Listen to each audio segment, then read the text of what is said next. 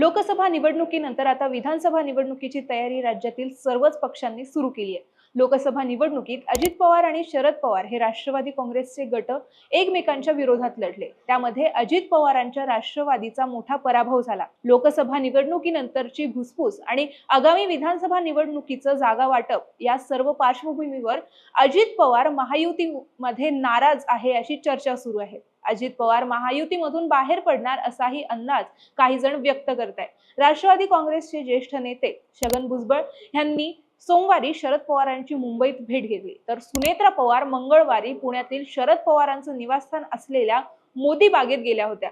राष्ट्रवादी काँग्रेस शरद पवार पक्षाचे अध्यक्ष शरद पवार यांनी याबाबत पहिल्यांदाच प्रतिक्रिया दिली। घरात सगळ्यांना जागा आहे, पक्षात घेण्याबाबतचा निर्णय मी घेणार नाही, पक्षातल्या जागेबाबतचा निर्णय सहकारी घेतील असं सूचक वक्तव्य शरद पवार यांनी केलंय।